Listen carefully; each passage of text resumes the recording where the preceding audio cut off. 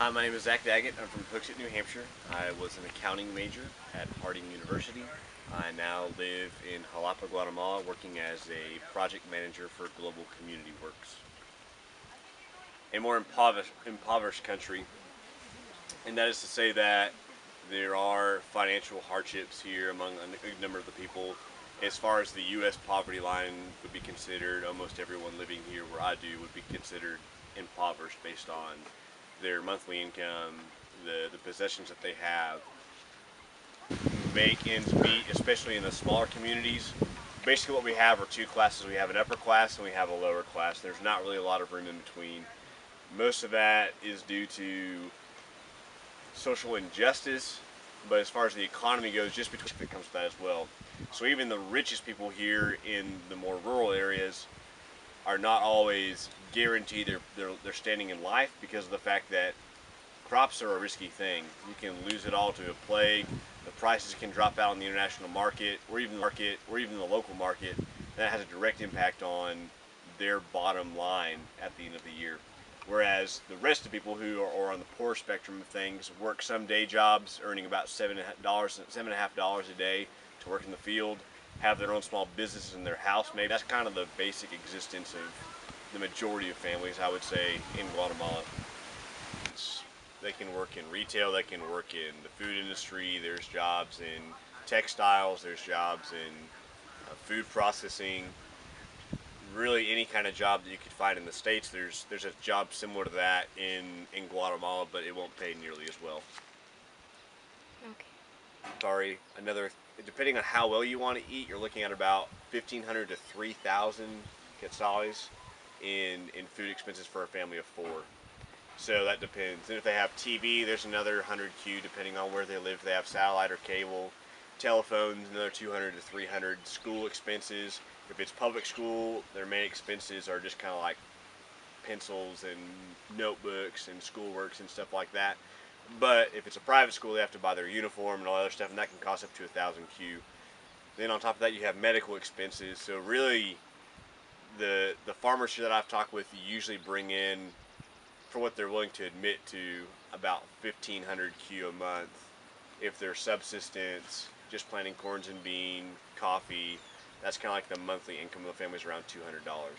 Or the main difference I would say is Antigua, is that we have Honduras, which is not really a tourist country, produces coffee, but not really a tourist country.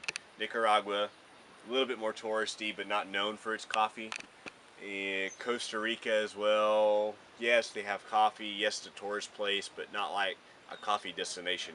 However, here in Guatemala, I would say one of the main pulls that we see in Antigua is the fact that there's coffee farms everywhere there, and it's known for good coffee. The country is known for coffee. It's not. It's similar in the way that Colombia is. Like Colombia is not really a tourist destination from anything that I know, but they do produce a lot of good coffee, and they're known for their coffee. Guatemala, in the same way, is known for their coffee, but also they're known as a great tourist destination. It's a moderately safe country, so that gives them a further boost. The government now is starting to fund more into promoting tourism because they know that, hey, we have a good coffee industry and tourism brings a lot of money into our country.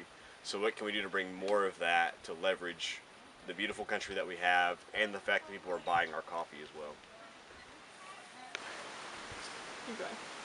So, in that sense, is child labor common here in Guatemala? Yes, that is the fact. Like people here from a very young age begin to work with their families in the field. At 7 or 8, sometimes their parents even allow them to go and work for other people at 50Q a day so that they can bring in more money into the family. A friend that I think the next thing that we'll see here changing in Guatemala is most likely to be a continued increase in the tourism sector. Because like I mentioned before in a previous question, Guatemala is really starting to see the amount of cash flow that is being brought into the country by foreigners. And they're trying to figure out how can we make things safer, more reliable, more efficient for tourists to come in to see our country and to give us their money, which then helps our economy. So I think that's one sector that will be boosted in the near future. There's opportunity for farmers to still make more money and for the country to continue to export coffee. Those are two of the major things that I see right now. Hopefully in the future is overall affluency standards are raised. I hope to see that we begin to export people, talented people, to work to other countries.